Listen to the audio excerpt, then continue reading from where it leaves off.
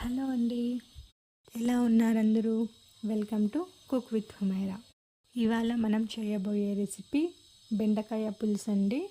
ఈ రెసిపీ మా సైడ్ చాలా ఫేమస్ అండి. వీక్లీ వన్స్ అయినా తప్పకుండా చేసుకుంటారు. చాలా టేస్టీగా ఉంటుందండి. మీరు కూడా తప్పకుండా ట్రై చేయండి.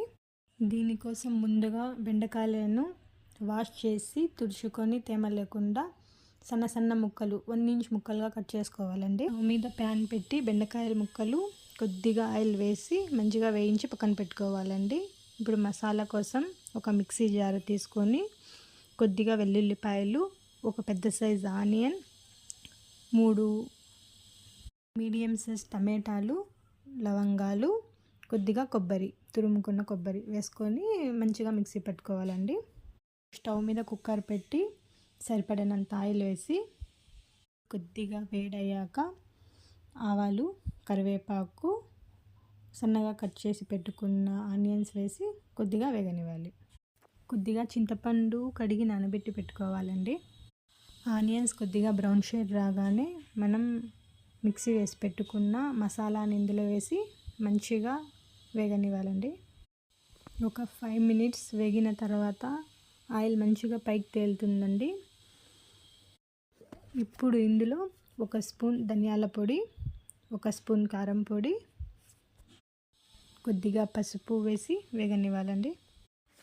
ఈ మసాలాలన్నీ వేగిన తర్వాత మనం ముందుగా వేయించి పెట్టుకున్న బెండకాయ ముక్కలను కూడా ఇందులో వేసుకొని కొద్దిగా వేగనివ్వాలండి. ఇందులోనే సరిపడినంత ఉప్పు, మనం ముందుగా నానబెట్టి పెట్టుకున్న చింతపండు గుజ్జు,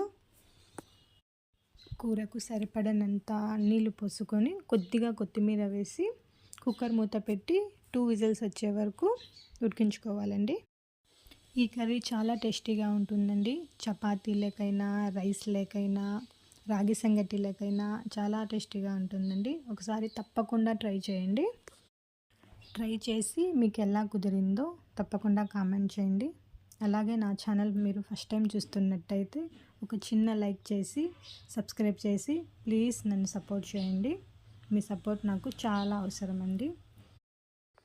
ఇంకొక మంచి రెసిపీతో మళ్ళీ మీ ముందుకు వచ్చేస్తానండి. Bye. Thank you for watching.